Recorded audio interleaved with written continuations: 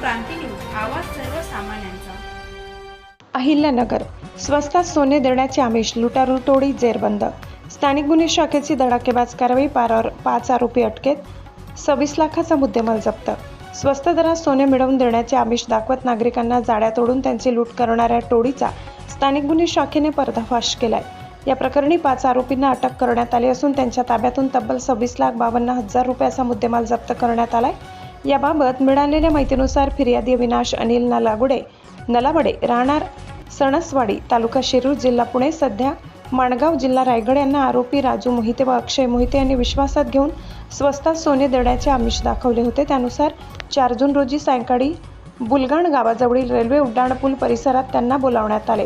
तेथे आरोपींनी फिर्यादी व त्यांच्या सहकार्यावर लोखंडी रॉड व लाकडी दांडक्याने हल्ला करून रोख रक्कम व सोन्याचे दागिने असा एकूण सुमारे 52,80,000 रुपयाचा ऐवज लुटून नेला। या घटनेप्रकरणी अहिल्यानगर तालुका पोलीस ठाण्यात भारतीय न्याय संहितेचे कलम 310(2) व 314(4) अन्वये गुन्हा दाखल झालाय। घटनेचे गांभीर्य लक्षात घेऊन पोलीस अधीक्षक मोमक्का सुदर्शन यांनी आरोपीला तातडीने अटक करण्याचे आदेश दिले। त्यानुसार स्थानिक गुन्हे शाखेचे पोलीस निरीक्षक किरणकुमार कबाडी यांच्या नेतृत्वाखाली सहाय्यक पोलीस निरीक्षक हरीश भोये यांनी पोलीस पथक तयार करून बुद्धी कौशल्य व तांत्रिक विश्लेषणाच्या आधारे आरोपीच्या मुसक्या आवळल्या। तपासादरम्यान गुप्त माहितीच्या आधारे आरोपी नांदेड जिल्ह्यातील झेंडीगुडा लोणी परिसरात असल्याचे निष्पन्न झाले। पोलिसांनी तात्काळ छापा टाकून आरोपीला शिताफीने ताब्यात घेतले। चौकशीत त्यांनी गुन्ह्याची कबुली दिली। अटक करण्यात आलेल्या आरोपीमध्ये शिवाजी उर्फ शिवा विठ्ठल मोहिते वय 52, राजू उर्फ चंदू रामदास मोहिते वय 36, अक्षय उर्फ आकाश रामदास मोहिते वय 27, छगन दशरथ मोहिते वय 36 आणि दिनेश सुदाम जाधव वय 24 यांचा समावेश आहे।